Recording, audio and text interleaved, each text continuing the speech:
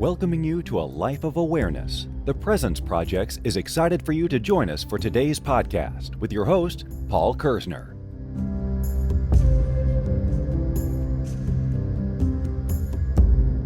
Hello and welcome to episode 47 of Are You Being Present? My name is Paul Kerzner. I want to welcome you to the present moment. I want to welcome you to the here and now. And I want to thank you wholeheartedly, sincerely, and gratefully for joining me in this amazing present moment. The title and topic for today's podcast is Presence is Medicine. This is episode number 47. So for everyone who has had a chance to listen to the podcast up until now, you should have a pretty good understanding of what it means to be present, what presence feels like. If you don't, you might want to start from episode number 1 and work your way up. Or you can listen to this podcast and I'll try to do a good job of explaining those things if they come up. But I wanted to speak specifically on presence as medicine because I feel like at this time, Western society tends to be a little bit over-medicated. And we really tend to look at medicine, Western medicine, as something that we can get a fix for. Like we take a pill, and then for 12 hours we feel different or better. But the problem is that a lot of the medications that are prescribed are only temporary, and they treat symptoms usually, not always root causes. I think one of the beauties of Eastern medicine is that it is focused on treating the root and also tends to the symptoms. But I'm not going to talk about Eastern medicine at this point. I want to really just focus on presence and mindfulness. So if we were to explore what medicine is or what it's become, we can see that, it is a temporary quick fix. We're looking for a patch. We need to have other ways and means of treating ourselves in real time so that we're not overly dependent upon a substance, upon a pharmaceutical, whatever it is that you consider medicine at this point. Presence can be used medicinally. And what I mean by that is that if you can use presence as a tool to help you ground into the moment that you're currently existing in, it will have a medicinal effect on your mind, body, and spirit. Being present means that you are super aware and have a good amount of clarity as to the things that are unfolding in front of you, so that you can identify what might be triggering you, what might be unsettled, what's going on inside your head, what are some of the things that you still need to tend to. But it also gives you a good idea of if you're not being present, if you're focusing on the future or the past. We've spoke on that, but if you're overly focused on the past, there's a good chance that you're experiencing maybe some depressive feelings, or you might be depressed. And if you're solely focused on the future, you probably have a decent amount of anxiety. The past and the future are merely figments of your imagination. I say this because if you're stuck in the past, you're pretty much replaying memories over and over again in your head. And those memories cannot be accurate. There are depictions or brief snippets that have imprinted upon your mind. And if you're really focused on the future, there's a good chance that you're creating a dystopian future for yourself where you're taking negative events from the past and shooting them into the future. That's not helpful at all. And it's not real. So you thinking about the past or being focused on the future takes you out of the present moment. And it is in those times that you need to look at presence as medicine. You need to take your presence medicine. So, we've talked about different ways to kind of help you shift back to the moment. But if you can hold this idea that presence is medicine and subsequently mindfulness is medicine, then you can look at it in a very similar way as taking a pill. But the beauty of presence is that there's no side effects. There's nothing that you're going to have to really worry about. There's not another pill that you're going to have to take to counterbalance the side effects of this pill. It's really straightforward. And whether you're using affirmations or you're journaling or you're using gratitude or you're meditating, Like, those are all different forms of presence. Those are all different forms of medicine for you. And the beauty of taking that medicine is that you can use it in real time. And it's not like you have to wait. There's no delay. But it takes some work. It takes some practice. And so if every time you feel like you're getting triggered, or you feel like you're getting pulled out of the moment, or you start ruminating about the past, or you start worrying about the future, then you have to catch yourself. You have to catch your mind more than anything. You have to be observant of the thoughts that are flowing through your head. And you have to use your tools. You have to take your presence medicine. Everyone's medicine is going to be different because you're all living very subjective realities. So what works for one person might not work for the next. So it's a matter of plugging away and finding the right combination of tools that you can use at any given moment as medicine to help calm yourself. See, the way that the body heals is it heals best when we are relaxed, not when we're triggered, not when our nervous system is in fight or flight. There's very little healing that could take place at that point. What we want to do is calm ourselves. We want to calm our minds. We want to still ourselves. That way, the body can heal itself properly. But if you're constantly getting triggered and you're not being present, your body will start releasing cortisol, which is a stress hormone. The biggest issue with cortisol is that from the moment it's released, it usually lingers systemically throughout your body for about 3 weeks, releasing inflammation. Inflammation is definitely an issue and is at the root of a lot of different ailments.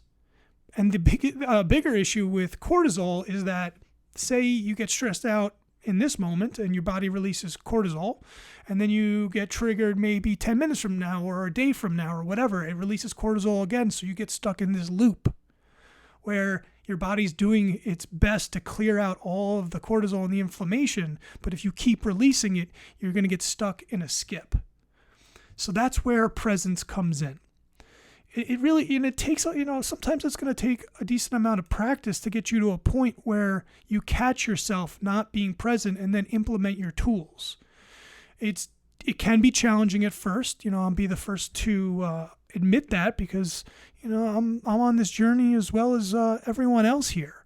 And so there's moments where I do get pulled out, and it's my job to be super observant of my state of being at any given moment and have clarity about it. I might not like what's unfolding in front of me, but I have to work with it. I have to get into that flow state. And the best way to stay in a flow state is to really be present, to be observant, to be accepting. I think acceptance is a phenomenal presence tool, because that way, regardless of whether you like the things that are showing up or not, you're in a state of acceptance, so you're not getting stuck somewhere in that experience. You're allowing whatever's showing up to flow through. And that would be a great presence tool, is the reminder that nothing really lasts. Everything's constantly changing. And you can use that medicinally too, as maybe an affirmation to tell yourself over and over and over again, it's not going to last, it's not going to last, it's not going to last. That will help ground you into the moment. And that way you're not trying to escape it or deny it or control it, because all of those activities, all those behaviors will lead you or take you out of the present moment, put you into a state of resistance. And I think that's why I really like episode number 9, because I spent a good amount of time talking about the importance of acceptance. So that might be something that a few of you guys might want to listen to again. If you haven't listened to it, I highly recommend it. In my humble opinion, it's one of the best podcasts that I've produced. And I, at times, listen to it myself, just as a good reminder that I need to be as accepting as possible for the people, places, and things that are showing up in my present moments. And it's true. I mean, it really, really is true that no present moment lasts. You can hold on to them, and that will create suffering for you, self-inflicted suffering, or you can let them be and be easy and soft, and they will flow. Because the truth is that if you're having a rough time in your present moment, don't worry, it's not going to last. But also, if you're having an amazing time in your present moment, don't worry, it's not going to last. Everything's constantly in motion. And so if you really want to use presence medicinally, you're going to allow things to flow and move at the way that they're going to anyway. And that takes a level of trust. You really have to trust that everything's going to be okay. I mean, you've made it this far. You're going to make it through this moment as well, because it's really all about peaks and valleys. And the more accepting you are of the peaks and valleys, the easier and softer that they become. I'm not going to tell you that it's easy, because I think that there are some moments that are not supposed to be, because everything at the end of the day is relative. So you have to have some hard, challenging moments, and you're going to have some easy moments. That way you know the difference between the two. But if you can accept both and use that acceptance as your presence medicine, you're going to find that like your mind, body, and spirit are going to be calmer. You're going to feel better, and you're going to be less inflamed, which is great for everyone. And inflammation is definitely a key word that I'm sure a lot of you have caught lately. I think it's really important to address. It's something that I address with all of my patients in a variety of ways. Diet is a big one, but your emotional state, it really plays into how much inflammation that you have at any given moment. So the more meditating that you're doing, the more journaling, affirmations, whatever it is that makes you feel good, that gets you into a state of peace, the calmer your body is, the easier it's going to be able to clear out the inflammation and whatever toxins you might have, and get you to that state of balance, because the body is brilliant. It has homeostasis. It knows how to take care of itself. But if you keep on getting triggered and you keep on releasing cortisol, you're interfering with the body's ability to heal. And I think that's an important thing to really address and repeat, is that your healing process can be interfered with very quickly depending upon the thoughts you're having, the emotions that you're experiencing. And, you might not be able to control any of these things, but you can accept them for what they are. Because remember, as I was just talking about, nothing ever lasts at all. And if you can really wrap your head around that and find beauty in that fact, then everything becomes easier. And the level of self-inflicted suffering that you might be involved with decreases rapidly.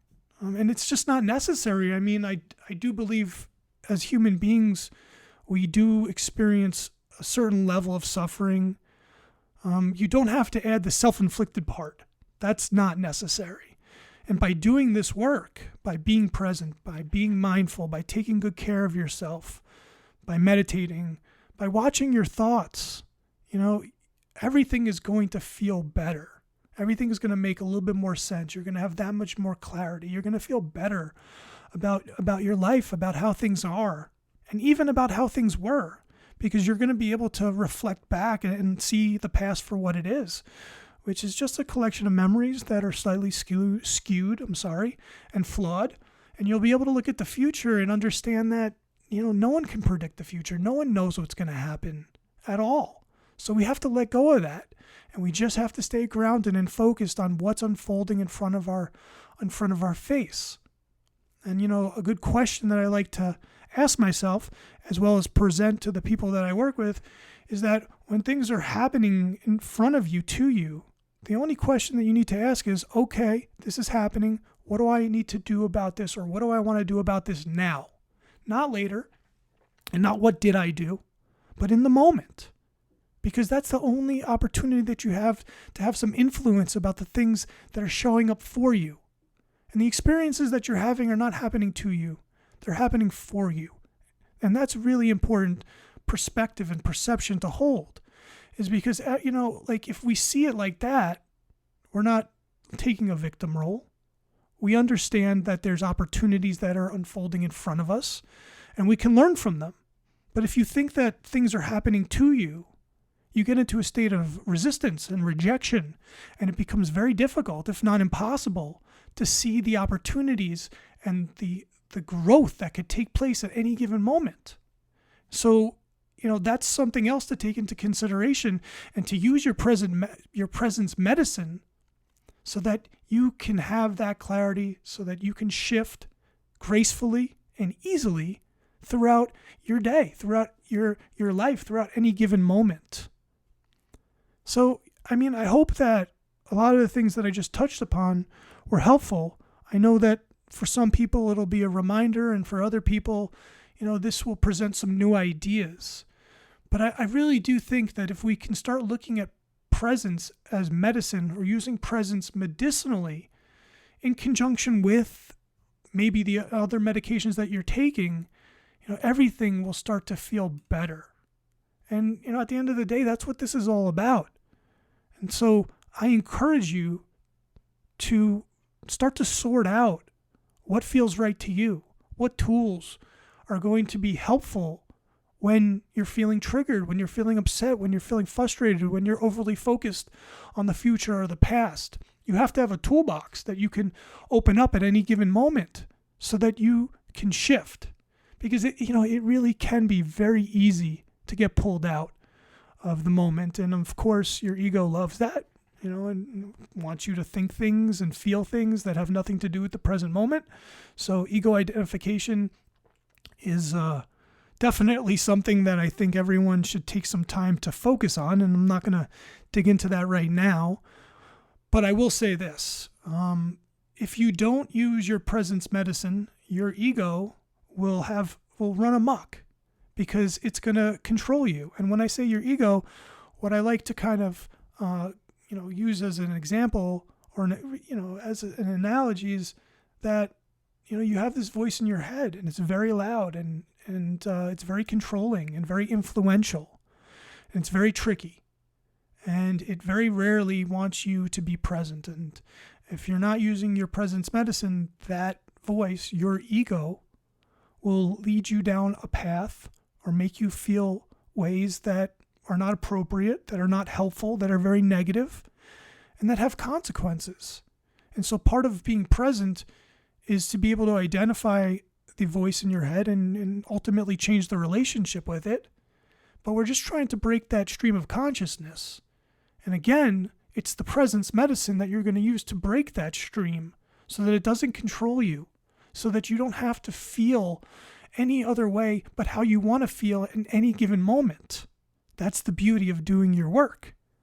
And so I encourage everyone listening to go back to the first few podcasts where I run through some examples, some suggestions, some tools and tips so that you can get a better understanding for what it is and what it means to be present, how it feels, and formulate, your own prescription.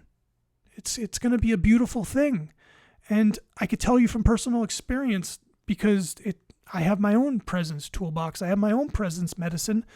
And I'd tell you almost all patients that I've worked with, that I've treated, presence comes up, and I will usually talk about a few different tools and tips so that my patients, the people who I sit in front of, can treat themselves in real time. They don't have to wait to see me or anyone else so that they can calm themselves.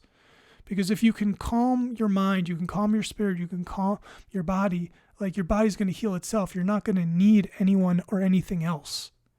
But if you let, your mind get the best of you, if you keep on getting pulled out, it's going to be a rough road. It's going to be a long life, and it's going to be hard, and there's going to be a lot of self-inflicted suffering. And it's all unnecessary. And that's been my reasoning for creating this podcast series, was primarily so that I can provide the information that every human being needs so that they can shift into a state of presence and stop the needless self-inflicted suffering that we all do to ourselves all the time. And I hope that this podcast, as well as all the ones that preceded this, have helped to alleviate some of that. I know it's not going to alleviate it all, but my hope is that I've been able to provide you with some relief in some way, shape, or form. And that makes me feel good and accomplished to know that that this information that has helped me so greatly, so dearly, and so deeply, that I've been able to provide to others. So, if I'm going to conversationally circle this podcast, I just want to say that presence as medicine can be the game changer that you're looking for. It will, hopefully bring an end to the reliance of the pharmaceuticals that you might be being prescribed. And I'm not telling you to stop taking those. I'm just saying that if you can get into a more meditative state, a greater sense of presence, really focus on mindfulness, and your body starts to heal itself, you'll have less need for the pharmaceuticals. And at the end of the day, that's a beautiful thing. Less chemicals, no side effects that you have to kind of contend with. And that's the way it should be. And that's what I hope for you. That's what I hope for everyone. Thank you for listening to the Are You Being Present podcast, brought to you by the Presence Projects. Remember, you have a choice. Choose to be present.